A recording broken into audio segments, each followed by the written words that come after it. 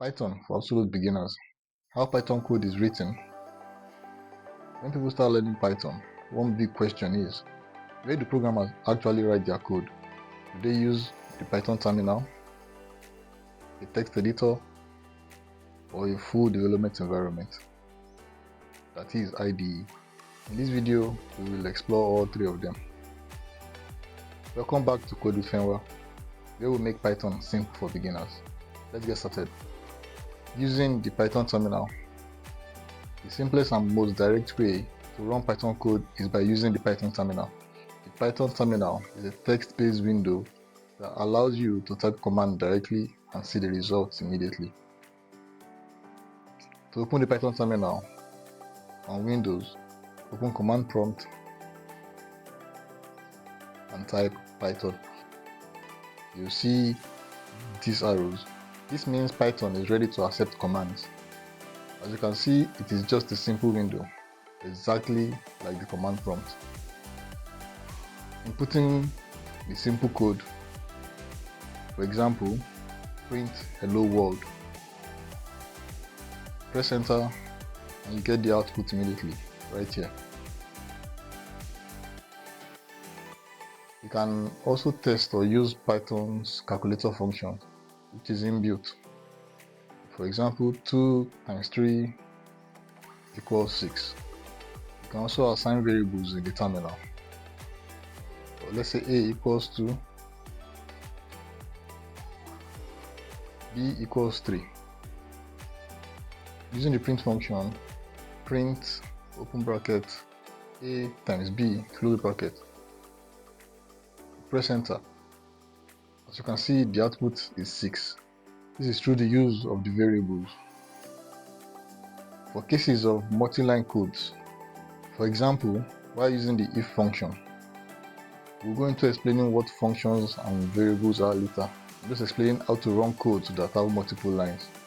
So, using the variables assigned above, if A is greater than B,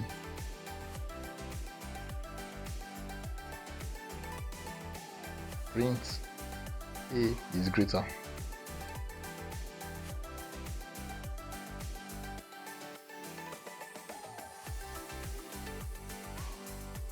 Else, print B is greater.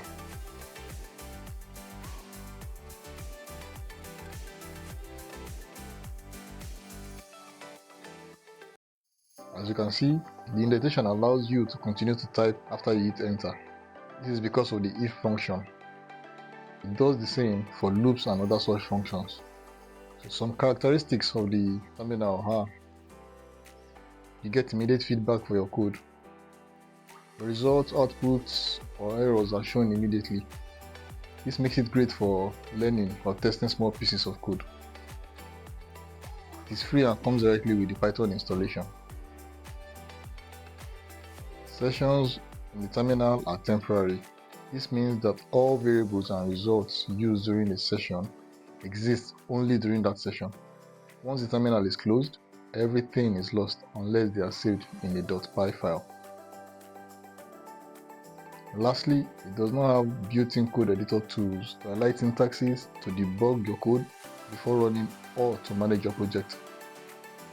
Another way programmers write Python code is by using text editors.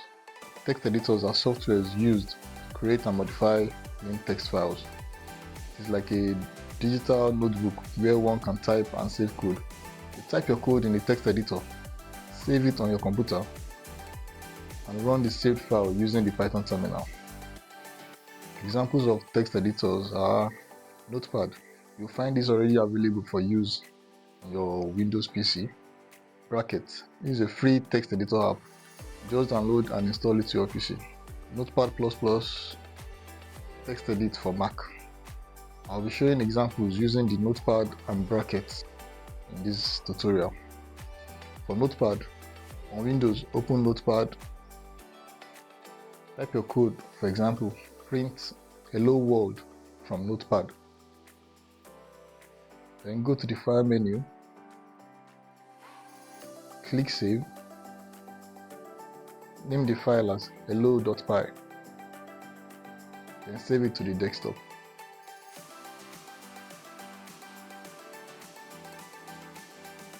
Open command prompt, go to your desktop directory,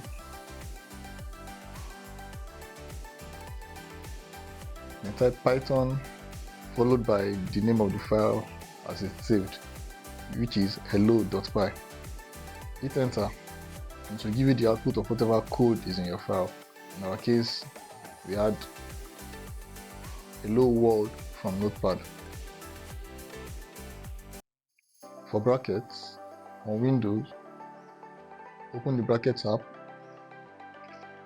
and create a new file by going to the file menu and clicking new, or just press Ctrl N. Go to the bottom right corner and click this little drop down button right here. Change the option to Python and then type your code. Print hello world from brackets.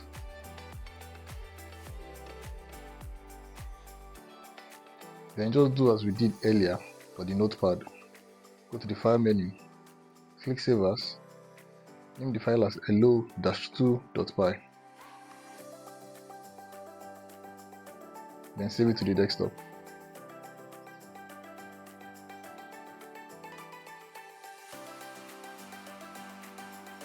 Open command prompt, go to the desktop directory,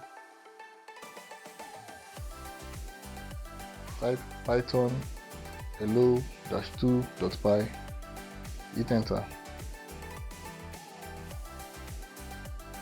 And in the same way, to give you the output of whatever code is in your file.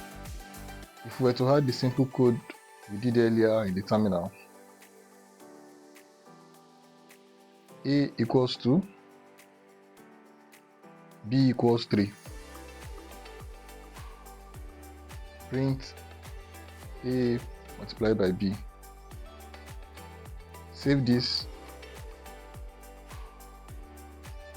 and go to the terminal, type Python hello-2.py, hit enter.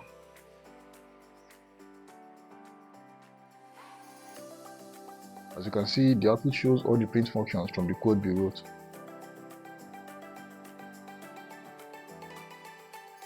Characteristics of text editors. Using text editors, you have to save the file and run it from the Python terminal. Text editors are lightweight and fast, which means they don't disturb your system resources. Most text editors have helpful coding features like syntax highlighting or coloring. Some have autocomplete features, line numbering features, and the likes.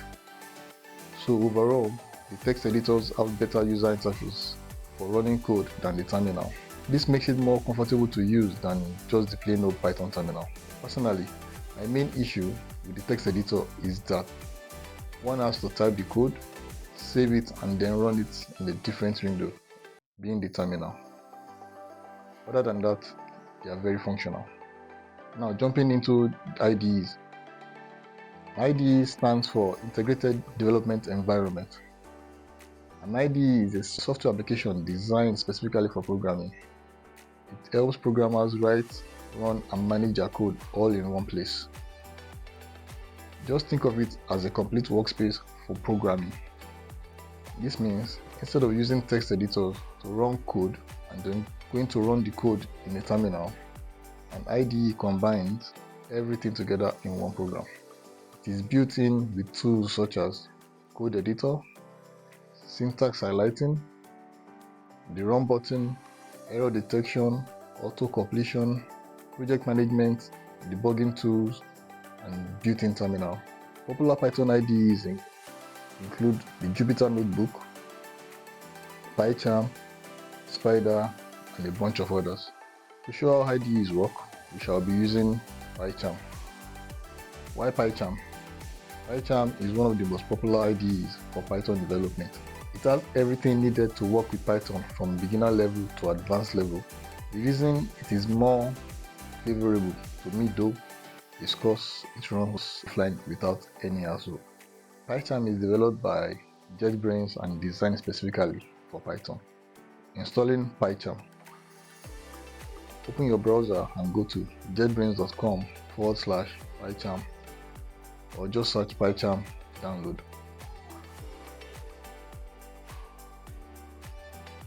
Once you get to the website, you see the download link.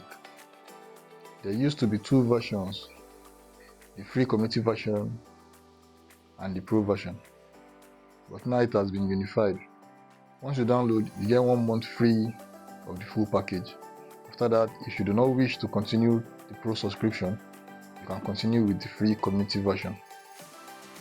Some special features might not be available in the free version, but the core features are still available and it is still fully functional, especially for beginners. So click download the installer for your operating system. Run the installer and follow the instructions to complete installation. I already have PyCharm installed, so I won't be able to show you the initial installation procedures. When PyCharm opens, you'll see the welcome screen. From here, you can create a new project, open an existing project, and customize some settings.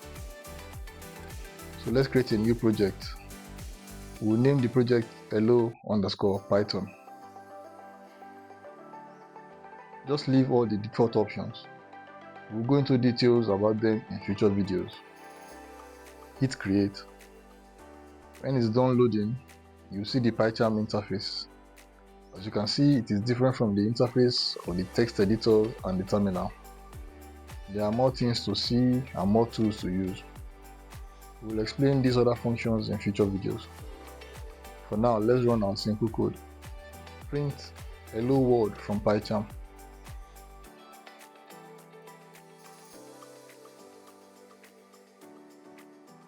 Come up here to this green button. You see it is written run. Click it and this bottom panel appears. This shows the output of your code. No need to go up to terminal to run the code. The IDEs have it all in one program. There are other functions one can see here at the bottom, but we'll go into details explaining them later. So that is the PyCharm IDE terminal at a glance. Today we learned 3 ways Python code can be run. Using the Python terminal, which works like a calculator for quick commands. Using text editors, which is like a notebook to write your code. And using IDEs, which is a full workshop with all the tools for building programs. We also installed PyCharm, which we will use in future lessons. In the next video, we will explain some basic settings to start running Python programs inside PyCharm. The basic concepts of Python. If this video helped you, don't forget to like and subscribe. If there are any questions, please leave them in the comments. Thank you for watching. See you in the next video.